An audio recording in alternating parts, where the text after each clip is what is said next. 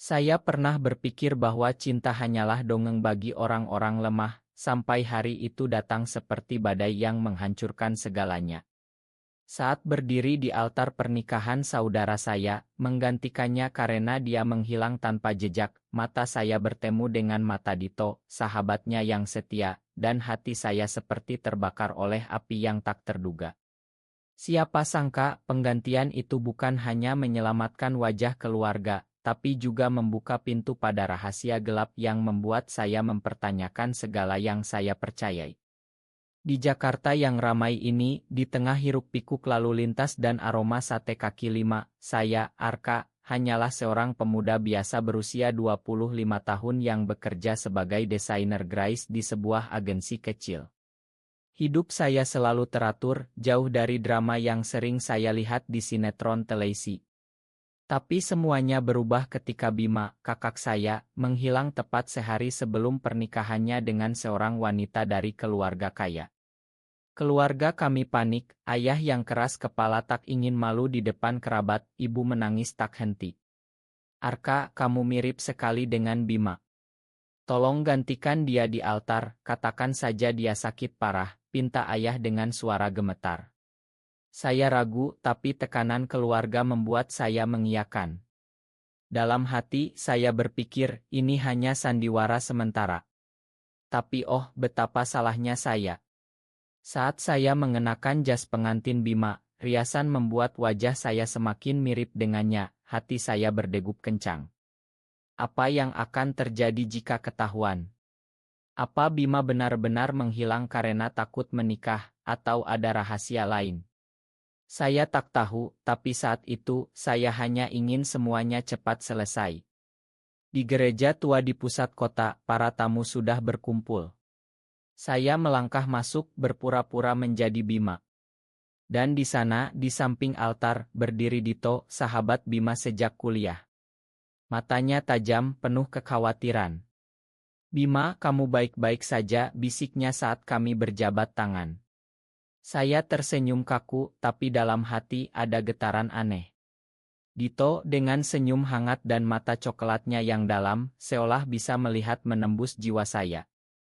Pernikahan itu batal, tentu saja. Saya, sebagai Bima, mengumumkan bahwa pernikahan ditunda karena alasan kesehatan. Para tamu kecewa, tapi keluarga calon mempelai wanita marah besar. Di balik itu semua, saya merasa lega, tapi juga bersalah. Malam itu, Dito mendatangi rumah kami. Bima, apa yang sebenarnya terjadi? Tanyanya dengan suara tegas. Saya masih berpura-pura mengajaknya bicara di taman belakang. Di bawah cahaya bulan, saya hampir tergoda untuk mengaku. Aku tak bisa menikah, Dito. Hatiku tak di situ, kata saya, mencoba meniru gaya Bima. Dito diam, lalu memeluk saya erat. Aku tahu, Bim. Aku selalu tahu. Pelukannya hangat, membuat hati saya bergejolak. Apa ini? Kenapa saya merasa seperti ini? Saya bukan Bima, tapi perasaan ini nyata. Keesokan harinya, saya mulai mencari tahu tentang Bima. Mengapa dia menghilang? Saya menyusuri kamarnya, menemukan surat-surat lama dari Dito. Isinya penuh kerinduan, kata-kata yang tak biasa untuk sahabat. Bim, aku tak bisa terus begini. Hatiku milikmu. Hati saya hancur. Ternyata Bima dan Dito punya hubungan rahasia. Mereka saling mencintai, tapi masyarakat Indonesia yang konservatif membuat mereka sembunyi. Bima menghilang karena takut, mungkin kabur untuk hidup bebas. Saya marah pada Bima, tapi juga iri. Mengapa dia punya cinta seperti itu? Saya yang selalu menyangkal perasaan saya terhadap pria, kini terguncang. Saat bertemu Dito lagi, saya tak bisa menahan diri. Dito, Bima. Dia tak akan kembali, kata saya pelan. Dito menangis, dan saya memeluknya. Dalam pelukan itu, saya merasa seperti menemukan rumah. Tapi ini salah, kan? Saya menggantikan Bima, tapi bukan untuk mencuri hatinya. Konflik dalam hati saya semakin dalam. Setiap malam, saya bergumul dengan pikiran, apakah saya jatuh cinta pada Dito? Atau ini hanya ilusi karena peran yang saya mainkan? Saya ingat masa kecil, ketika saya pernah merasakan getaran serupa pada teman sekolah, tapi saya tekan dalam-dalam karena takut dicap abnormal. Kini semuanya muncul kembali. Dito mulai sering datang berbagi cerita tentang Bima. Dia selalu bilang kamu saudaranya yang paling mirip dengannya, katanya sambil tersenyum. Saya tersipu, tapi dalam hati, saya berdoa agar rahasia ini tak terbongkar. Suatu hari, kami pergi ke pantai di Anyer, berpura-pura liburan untuk melupakan. Di sana, di bawah matahari terbenam, Dito berkata, Bim, aku mencintaimu lebih dari sahabat. Saya diam, hati saya berperang. Haruskah saya katakan yang sebenarnya? Atau biarkan ini berlanjut? Pengakuan itu membuat saya semakin terjebak. Saya mulai merasa seperti pengkhianat, mencuri momen yang seharusnya milik Bima. Tapi perasaan terhadap Dito semakin kuat. Setiap tatapannya, setiap sentuhannya, membuat saya lupa siapa saya sebenarnya. Di Jakarta yang panas, di tengah kemacetan, pikiran saya penuh dengan dia. Apakah ini cinta? Atau hanya rasa bersalah yang berubah bentuk? Saya mulai menghindarinya, tapi Dito tak menyerah. Bim, ada yang aneh denganmu akhir-akhir ini, katanya suatu malam di Kai Aurit kami. Saya menatap matanya, dan untuk pertama kalinya, saya ingin mengaku. Tapi kata-kata tersekat di tenggorokan. Malam itu, saya pulang dengan hati berat, memimpikan Dito dan Bima bergantian. Keesokan paginya, sebuah pesan dari Bima datang, Arka, tolong jaga Dito untukku. Aku tak bisa kembali. Hati saya semakin hancur. Bima tahu saya menggantikannya. Atau ini kebetulan? Saya merasa seperti berada di tepi jurang, siap jatuh ke dalam kegelapan emosi yang tak terkendali. Konflik dalam hati saya semakin mengganas, seperti ombak Samudra Hindia yang menghantam pantai selatan Jawa. Setiap kali bertemu Dito, saya merasa seperti pencuri yang menyelinap ke dalam kehidupan orang lain. Bim, kenapa kamu diam saja? Tanyanya suatu sore di rumah, matanya penuh tanya. Saya ingin berteriak bahwa saya bukan Bima, bahwa perasaan ini milik saya sendiri, tapi rasa takut menghentikan saya. Bagaimana jika Dito marah, jika dia merasa dikhianati? Saya ingat bagaimana masyarakat di sekitar kami memandang hubungan seperti ini, bisik-bisik di belakang tatapan menghakimi. Di Indonesia ini, cinta kami harus sembunyi seperti bayang-bayang di malam hari. Tapi semakin saya berpura-pura, semakin dalam luka di hati. Malam-malam saya habiskan sendirian, bergumul dengan pikiran, apakah saya layak untuk Dito? Bima adalah yang pertama, yang sejati. Saya hanyalah pengganti, bayangan yang tak pantas. Suatu hari, Dito mengajak saya ke Yogyakarta, katanya untuk menyegarkan pikiran.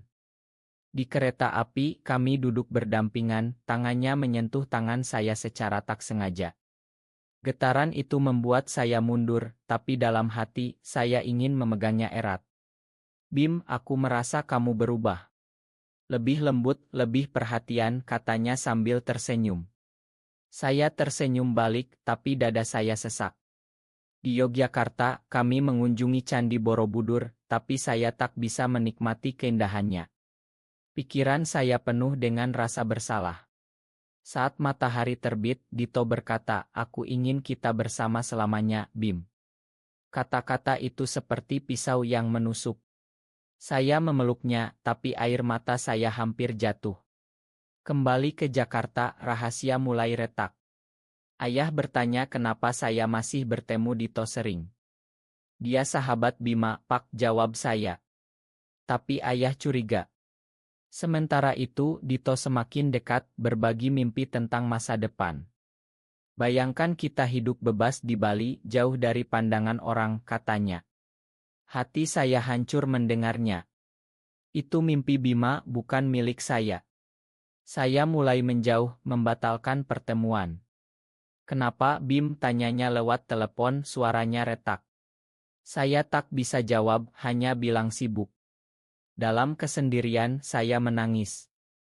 Mengapa cinta ini begitu menyakitkan? Saya mencintai Dito dengan segenap jiwa, tapi dasarnya adalah kebohongan.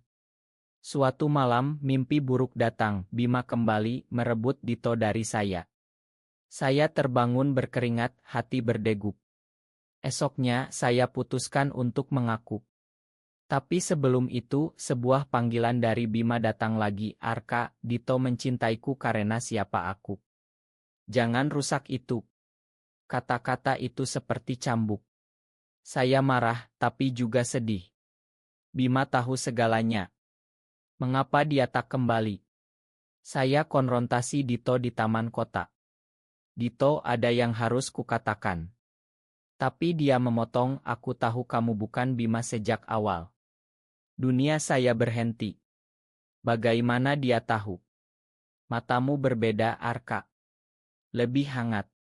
Kata-katanya membuat saya terpaku. Ternyata Dito sudah curiga sejak pelukan pertama. Tapi aku jatuh cinta padamu, bukan pada Bima lagi. Pengakuan itu membanjiri hati saya dengan campuran sukacita dan ketakutan.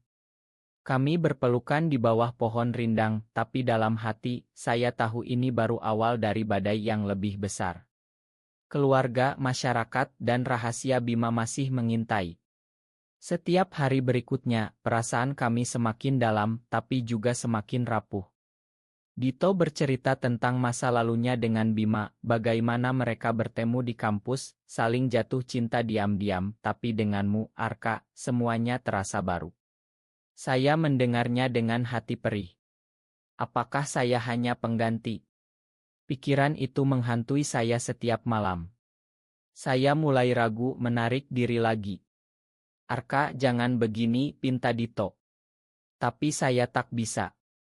Rasa bersalah seperti racun yang meracuni cinta kami. Suatu sore, kami bertengkar hebat.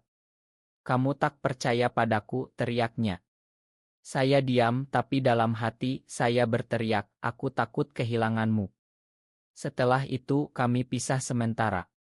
Kesendirian membuat saya merenung lebih dalam.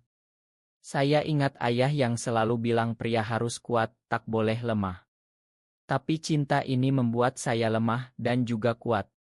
Saya putuskan untuk mencari Bima, mungkin di Surabaya di mana dia dulu kuliah. Perjalanan itu penuh gejolak emosi. Di bus malam, saya memikirkan Dito, bagaimana senyumnya menyinari hidup saya. Tapi juga pengkhianatan yang saya rasakan terhadap Bima. Saat tiba, saya menemukan Bima hidup sederhana, dengan pasangan barunya. Arka, makan aku, katanya.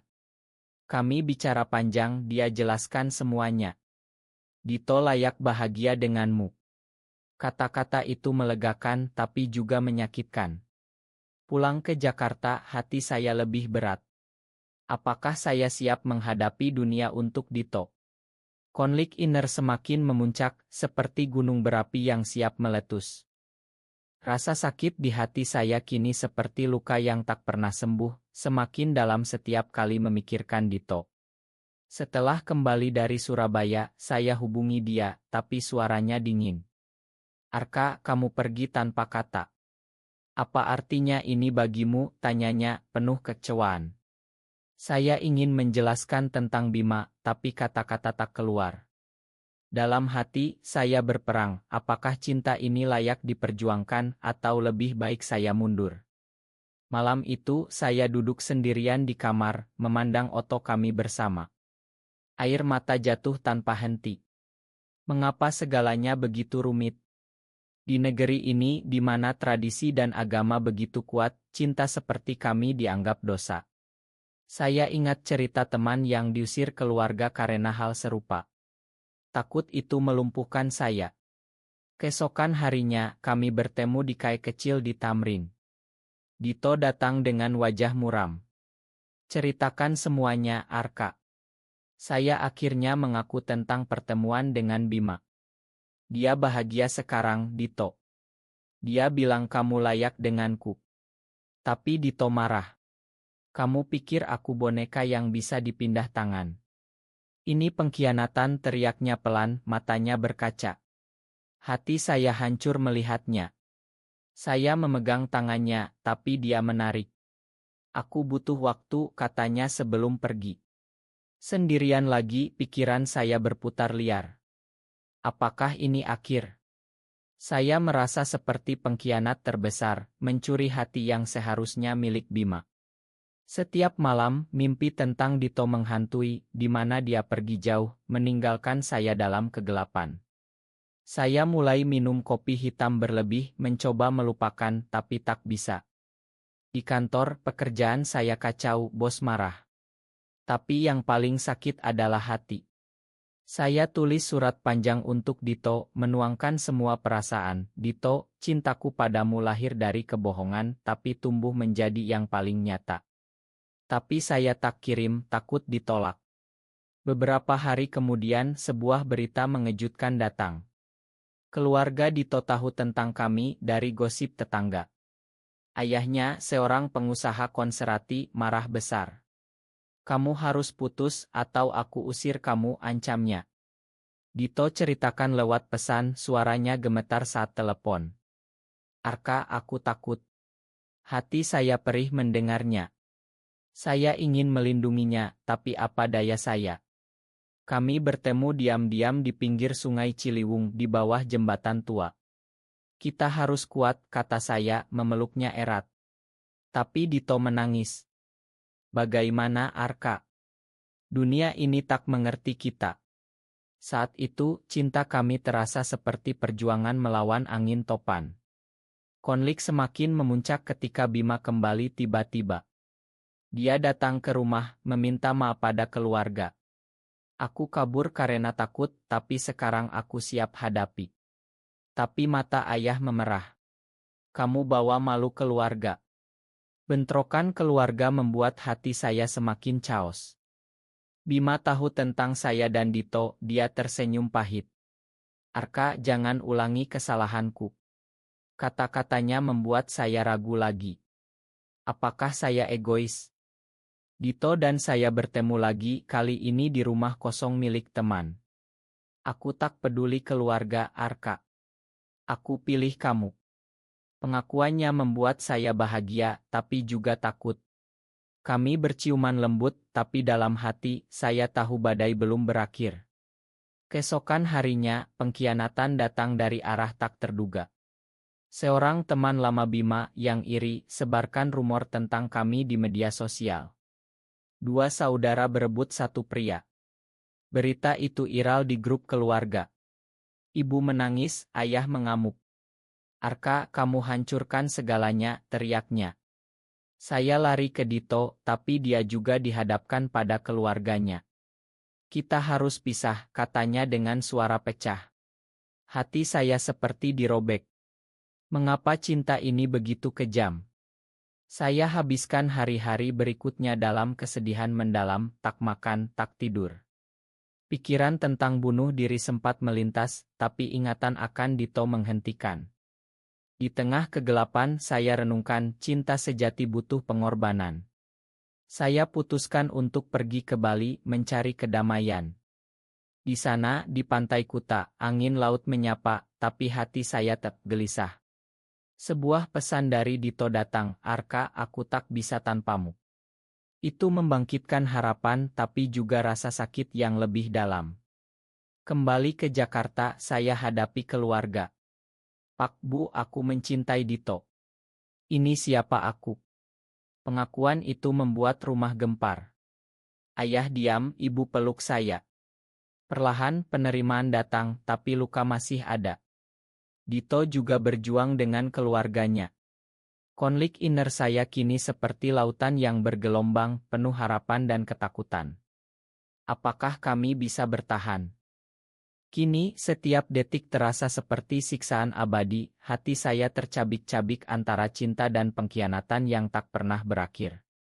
Setelah pengakuan ke keluarga, saya rasakan beban dunia menindih bahu. Ayah tak bicara berhari-hari, ibu diam-diam menangis. Arka, kenapa kamu seperti ini? Tanyanya suatu malam. Saya jawab dengan air mata, Bu, ini bukan pilihan. Ini hati saya.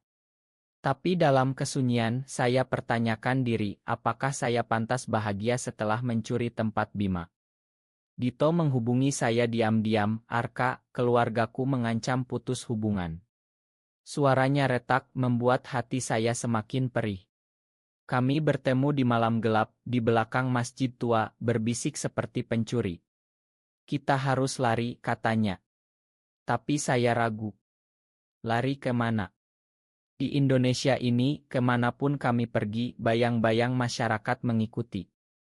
Malam itu kami berpelukan lama, tapi rasa takut semakin kuat. Keesokan harinya, pengkhianatan baru muncul. Bima yang saya pikir mendukung ternyata bicara pada Dito. Dia saudaraku, Dito. Jangan buat dia menderita seperti aku. Kata-kata itu Dito ceritakan membuat saya marah membara. Mengapa Bima campur tangan? Saya konfrontasi dia di rumah. Kak, kamu sudah pergi, kenapa sekarang kembali rusak segalanya, teriak saya. Bima diam, lalu peluk saya. Arka, aku tak ingin kamu alami apa yang aku alami. Tapi pelukannya terasa seperti belati. Dalam hati, saya merasa dikhianati oleh saudara sendiri. Hari-hari berikutnya, rumor semakin menyebar. Teman-teman menjauh, rekan kerja memandang sinis. Saya kehilangan proyek di kantor karena isu pribadi. Hati saya seperti neraka, penuh amarah dan kesedihan. Setiap malam saya berdoa memohon kekuatan. Tuhan, mengapa cinta ini begitu berat, gumam saya. Dito juga menderita, keluarganya kunci dia di rumah. Kami hanya bisa chat, kata-kata penuh rindu. Arka, aku rindu pelukmu. Pesannya membuat air mata saya mengalir. Saya ingin berteriak pada dunia, tapi suara saya hilang. Suatu sore, klimaks datang. Ayah panggil saya, Arka, pilih keluarga atau dia. Ultimatum itu seperti petir menyambar. Saya menangis, Pak, dia bagian dari aku. Ayah pergi marah, meninggalkan saya dalam kegelapan. Malam itu, saya hampir menyerah, tapi telepon dari Dito datang. Arka, aku kabur. Temui aku di stasiun. Hati saya berdegup. Kami bertemu di kereta menuju Bandung, duduk berdampingan, tangan saling genggam. Kita mulai baru, katanya. Tapi di Bandung, realita menyergap. Kami hidup sembunyi, bekerja serabutan. Cinta kami dalam, tapi penuh ketakutan. Setiap suara pintu membuat kami waspada. Dalam kesunyian malam, Dito bisik, Arka, apakah ini layak? Saya jawab, ya, karena kamu. Tapi dalam hati, keraguan menggerogoti. Pengkhianatan dari masa lalu menghantui. Bima hubungi saya, kembalilah, Arka. Ini bukan jalan. Kata-katanya membuat saya ragu lagi. Apakah kami salah? Di Bandung yang dingin, kami bertengkar hebat. Kamu masih pikirkan Bima, tuduh Dito. Saya diam, tapi hati saya berteriak, aku takut kehilanganmu. Setelah itu, Dito pergi sejenak, meninggalkan saya dalam kesedihan mendalam. Saya duduk di pinggir jalan, menangis seperti anak kecil. Mengapa cinta ini penuh duri? Keesokan harinya, Dito kembali, meminta maaf. Kami berdamai, tapi luka semakin dalam. Kami putuskan kembali ke Jakarta, hadapi semuanya. Di rumah, ayah menunggu dengan wajah lelah. Arka, aku salah. Aku tak ingin kehilangan anak. Pengakuan itu membuat saya menangis. Keluarga mulai menerima, meski pelan. Tapi masyarakat masih menghakimi. Dito juga dapat dukungan dari ibunya. Cinta kami mulai bersemi lagi, tapi dengan bekas luka yang tak hilang. Setiap hari, saya bergumul dengan emosi, bahagia bercampur takut. Di akhir hari, saat berbaring bersama Dito, saya renungkan, cinta ini manusiawi, penuh konflik, tapi itulah yang membuatnya nyata. Kini, penderitaan hati saya mencapai puncak yang tak tertahankan, seperti api neraka yang membakar setiap serat jiwa. Setelah kembali ke Jakarta, penerimaan keluarga terasa rapuh, seperti rumah kartu yang siap roboh. Ayah coba mengerti, tapi tatapannya masih penuh kecewaan. "Arka, jangan buat kami malu lagi," katanya pelan. Saya mengangguk, tapi dalam hati amarah membara, mengapa aku harus sembunyi? Dito menghadapi hal serupa, keluarganya terbelah, saudaranya menolak bicara dengannya. "Arka, aku lelah," bisiknya suatu malam di apartemen kecil kami. Saya peluk dia, tapi air mata kami bercampur. Pengkhianatan dari masyarakat semakin ganas. Rumor berubah jadi ancaman, pesan anonim datang, pergi atau mati. Hati saya gemetar, tapi saya tak katakan pada Dito, tak ingin tambah bebannya. Malam-malam saya tak tidur, memandang langit-langit, mempertanyakan segalanya. Mengapa Tuhan beri cinta ini jika hanya untuk menyiksa, gumam saya. Suatu hari, klimaks emosi datang. Seorang kerabat lama datang, menceritakan rahasia Bima yang lebih gelap. Ternyata Bima pernah janji pada Dito untuk lari bersama, tapi mengkhianatinya demi pasangan baru. Dito tahu Arka. Dia diam saja. Berita itu seperti bom. Saya konfrontasi Dito. "Kenapa tak bilang? Kamu masih cinta Bima?" teriak saya. Dito menangis, "Tidak, Arka. Aku takut kehilanganmu." Pertengkaran itu hebat, kata-kata tajam saling lempar. "Kamu bohongi aku," tuduh saya. Dito pergi membanting pintu. Sendirian saya runtuh, menangis terseduh. Hati saya seperti dirobek-robek, penuh pengkhianatan berlapis. Mengapa semua orang bohong? Esoknya, saya cari Dito kemana-mana, dari Jakarta ke Bogor. Di sebuah bukit kecil, saya temukan dia duduk sendirian. "Arka, makan aku," katanya.